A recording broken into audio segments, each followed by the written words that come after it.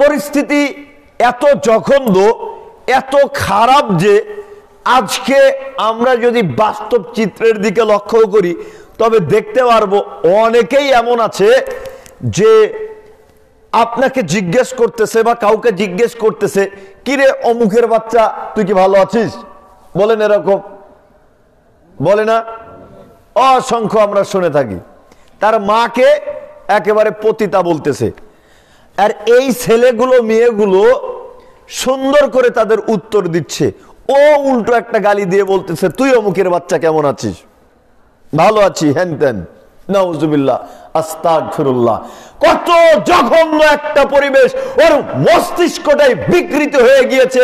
ওর মাকে একজন এসে গালি দিচ্ছে, অথচ তার নিজেকে ছোট মনে হচ্ছে না, অপমানিত বোধ মনে হচ্ছে না।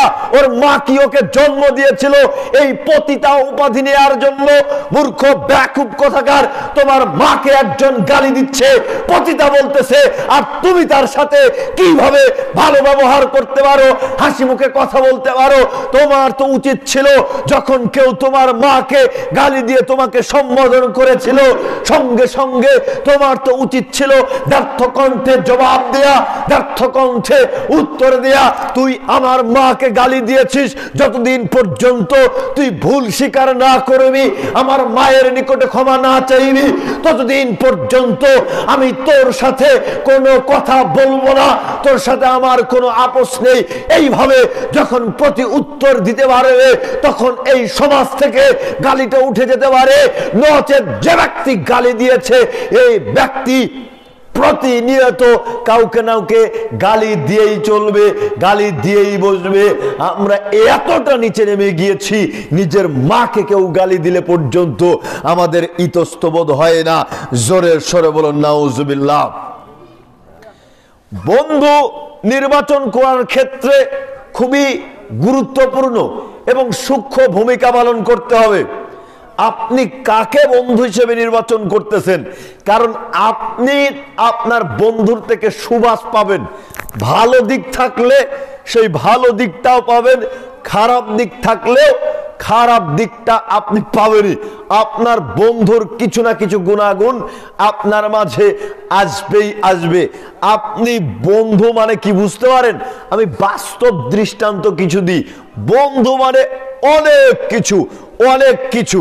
আপনার পিতা, আপনার মাতা রাত 2টার সময় অসুস্থ হয়েছে, রাত 2টা-3টার সময় অসুস্থ হয়েছে, এবারে তাকে হসপিটালে নিয়ে যেতে হবে।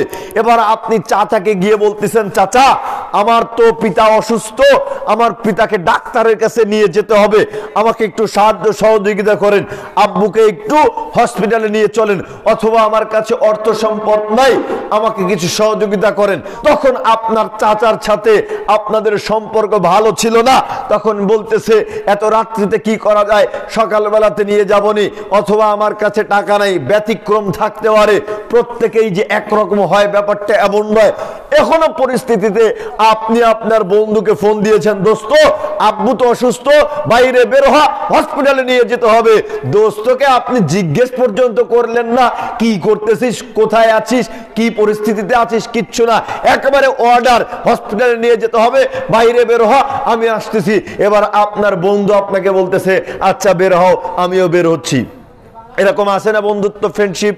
অসংখ্য আছে। একেবারে জানাজিগার দোস্ত, একজন আর একজনের জন্য সময় ব্যয় করতে পারে, মানুষের সামনে লাঠি ধরতে পর্যন্ত কোনটা বোধ করে না, এমন বন্ধুত্ব অসংখ্য রয়েছে, অসংখ্য রয়েছে।